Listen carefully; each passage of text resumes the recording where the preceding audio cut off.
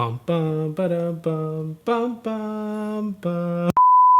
Okay, quick disclaimer. In light of JK Rowling's transphobic comments, I want to be clear right at the start of this video that this is about JK Rowling as a case study of someone who created something great, not as a great person. What she has said is hurtful and wrong, and this video is in no way designed to steer away from that conversation or the work that we all can do to become better allies to the LGBTQ community. It's meant to provide a commentary on how we can create more magic in the world. I've left some links in the description to trans rights organizations, so I hope you'll check them out and support the cause. Okay, thanks.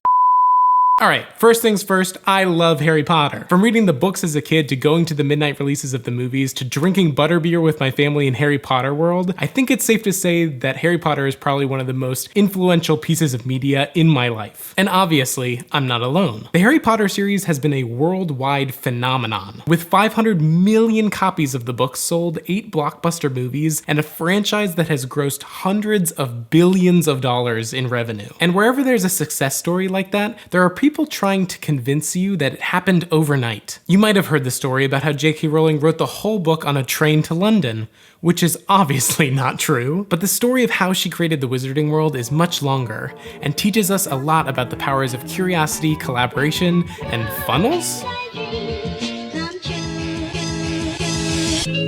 Hey friends, my name's Drew. I'm the co-founder of Lumastic, a platform for creators to create, connect, and collaborate together. And on this channel, I share what I'm learning on this journey to help people turn their ideas into reality so that we can all become better creators, entrepreneurs, and problem solvers. If that sounds interesting to you, be sure to click the subscribe button below and join the community over on lumastic.com. All right, let's get started by talking about this train ride. I think the reason people stop telling this story here is because after that initial spark of the idea, the next 5 years of JK Rowling's life seems pretty uninteresting to most people. Because she spent her days like most people working on a side hustle. She'd go to work and write whenever she had time. It sounds pretty boring, but if you dig into it, there's actually a lot of interesting stuff going on with her creative process. Instead of focusing on writing this big, cohesive story right off the bat, she focused on writing very small stories about the world of Harry Potter. During those 5 years, this mass of material was generated, some of which will never find its way into the book, will never need to be in the books. It's just stuff I need to know, partly for my own pleasure and partly because I like reading a book where I have the sense that the author knows everything. She had her initial idea, right? Like, boy goes to wizard school. But from there, she allowed her curiosity to guide her. She just started writing answers to small questions. What's the school called? Where is it? Who teaches? How does magic work? Is there a headmaster? What's his name? Do they play sports? She filled boxes and cabinets full of notes, drawings, and ideas that allowed her to create this complete understanding of her characters and the environment they interacted in, which meant that when it came time to actually write Harry's story, it was like she was playing dominoes. Everything was set up and all she had to do was push that first piece, "You're a wizard, Harry," and everything fell into place. And this is something we can all learn from. Staring at a blank page, whether that's literal for you as a writer or figurative if you're a musician, a woodworker, a designer, or an entrepreneur, is one of the most daunting parts of the creative process. But by starting with questions instead of answers, you free yourself from the pressure of creating something amazing right out of the gate. You allow yourself to just follow your train of thought. Dump everything you have out onto the table and then just spend your time sifting through to find the gold. Curiosity leads to imagination, which inspires creativity. So, Rowling now has a fantastic world, a great story, and not only a finished draft of the first book, but also outlines for the next 6. End of story, right? No, because no one will publish her book. A completely unknown author always has a struggle to get published. Just because I thought it was so great was no guarantee that anyone else would like it.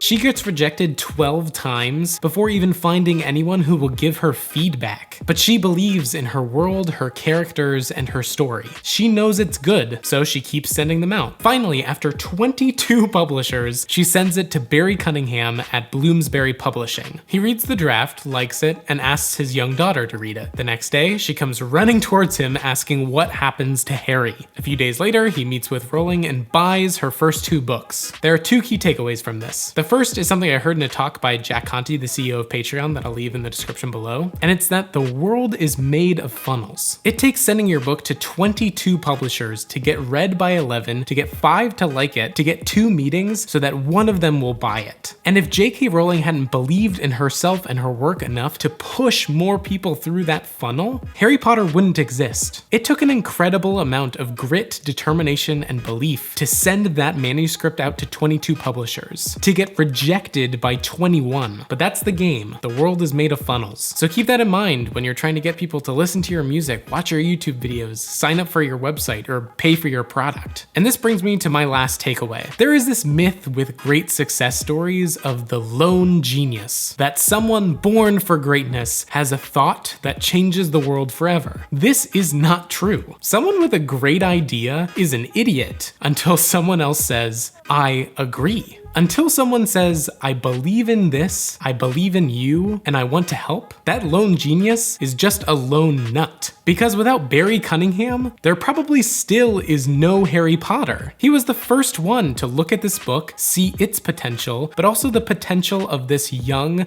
unpublished female author. I was worried, you know, she was a single mum, she had no real income, but it was the friendship between the children that really moved me. He was one of the first people to believe in her and take a risk, and that made all the difference. And this is not to diminish the work of JK Rowling at all. It all starts with you truly believing in your own abilities, but that can only get you so far. The people around you influence your success, for better or for worse. This is why it's so important to be part of a supportive community where you feel comfortable sharing your ideas and getting feedback. Greatness is a collaborative effort, and this is why I love JK Rowling's story. It inspires me to imagine, what if, after that train ride, it could have been easier? What if she was able to share her thoughts with other authors? What if she was able to keep track of her thoughts online instead of storing them in huge filing cabinets? And what if, when she felt lonely, afraid, and like giving up,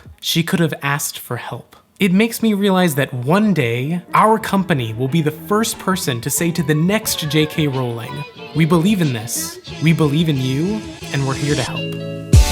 Thank you so much for watching. As always, I'd love to hear your thoughts on JK Rowling's story and how it applies to what you're working on in the comments down below. Another reminder that there are links to support trans activist organizations in the description, so please check those out and support if you can. And of course, if you're a creator or entrepreneur trying to turn your dreams into a reality, be sure to join the community over on lumaster.com. It is completely free. Thanks for watching, and I'll see you in the next one.